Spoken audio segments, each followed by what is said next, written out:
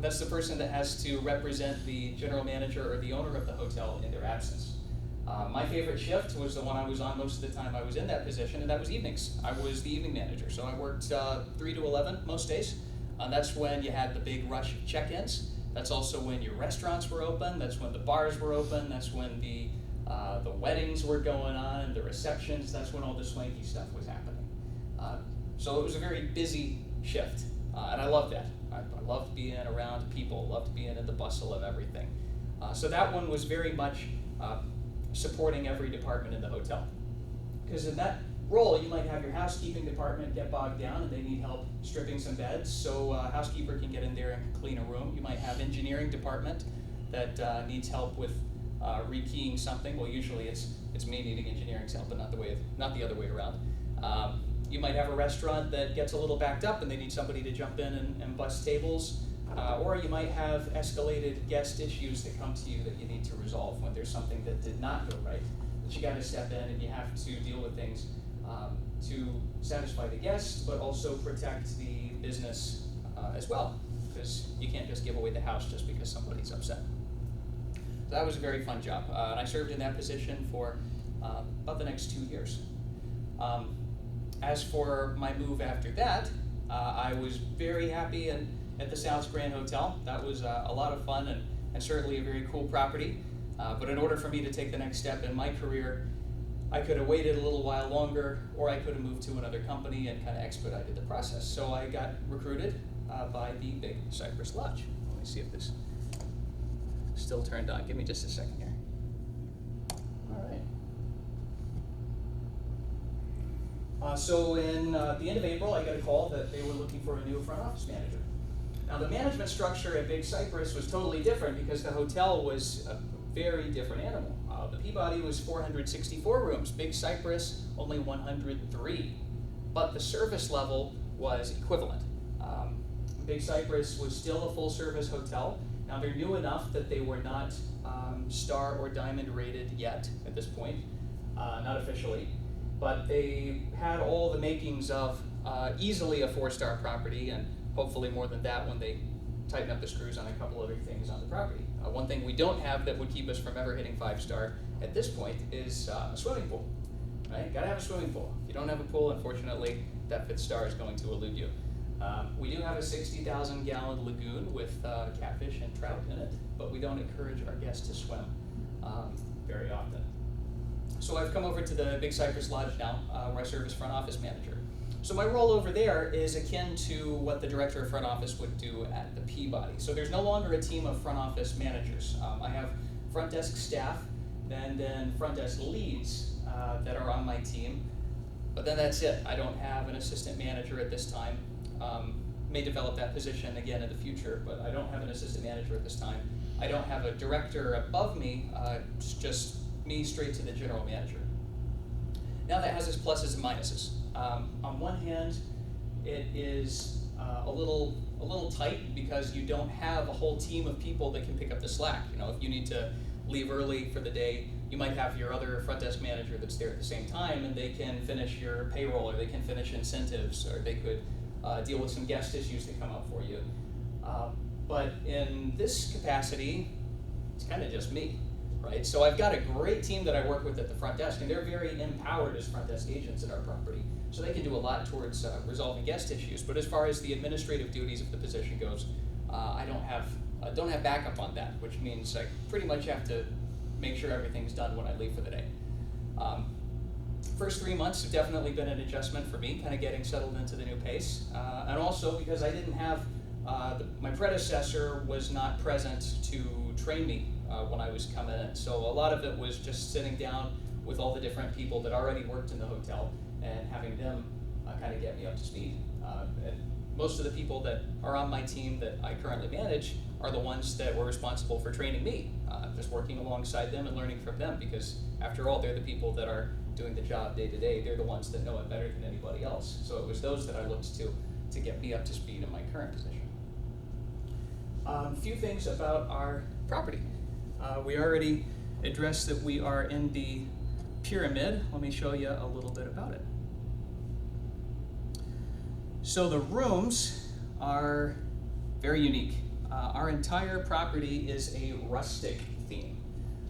You might notice that there's some rough-hewn wooden beams. You've also got a little guy on the wall over there.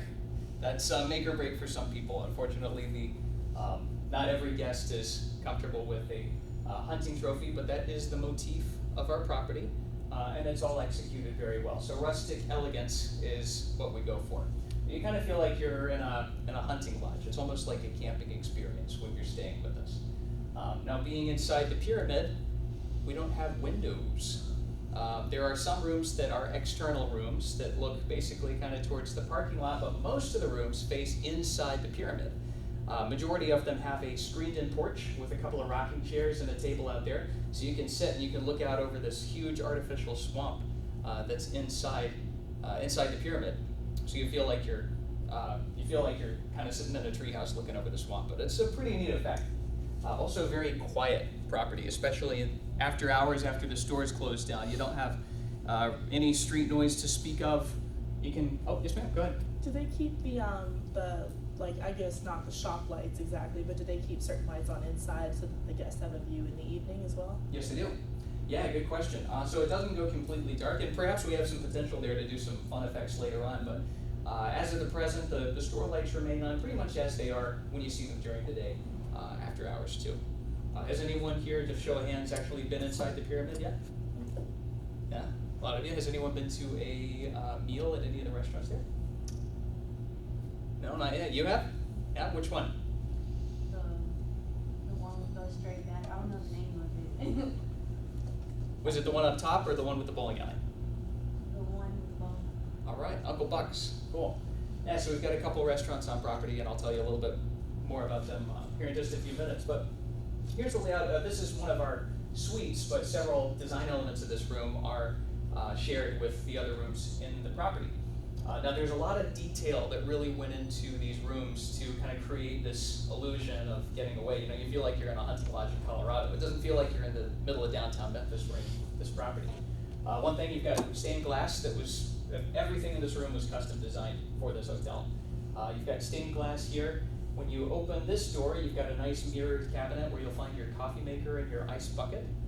Down below, this copper panel that was custom made, when you open this up, this is a refrigerator door. So you've got a fridge built into the room there. You don't have to worry about calling for one if you need one. We also have an electric fireplace that in the summertime just serves as a lighting effect. It looks like nice logs burning in a fireplace, but you don't actually have heat output in the summer. In the wintertime, though, we do activate the heat function, though, so it kind of completes that little winter getaway feel, too. Then out on the porch, this suite doesn't have a screen. It does have French doors that close, so it looks like you can look straight out. That's because we opened the doors all the way up for this photo. But you can close and lock your balcony doors for a little more privacy and draw those floor-to-ceiling curtains. If you go out on the porch there, you've got a couple of rocking chairs, and you also have a table where you can have your room service breakfast delivered in the morning, so you can sit just right there on your porch and look out over the amenities of the store.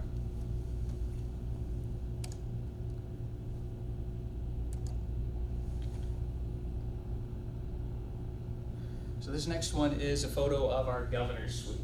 This one is pretty cool, and as far as hotel rooms go, it is huge. It is a 2,000 square foot suite. That is bigger than many apartments I've lived in.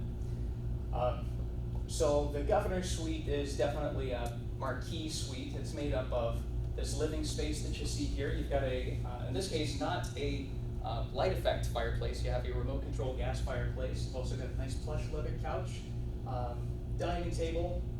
Not shown in the photo, but behind where the photographer would be standing is a full kitchen too. And they did this neat black and silver kind of retro looking cast iron.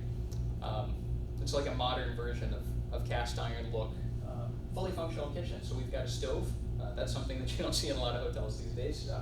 Got a stove, full refrigerator. I mean, you've got plenty of space to stay for a weekend, cook up a big meal every night if you wanted to. Then there's also 2 bedrooms here. So we've got one side with a king bed and then one side with 2 queen beds in it.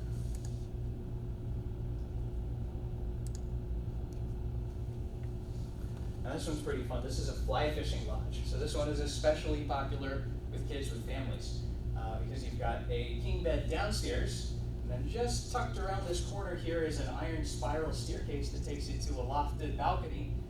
You've got a queen bed and a half bath upstairs too.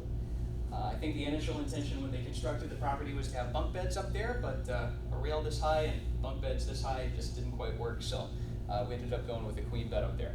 But that's one of the more fun rooms, like I said, especially with families with kids.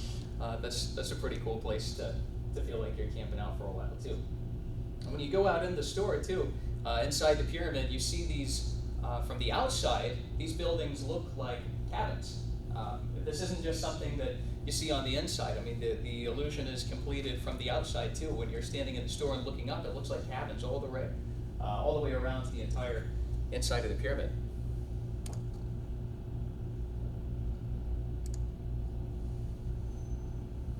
Okay, on to our restaurant.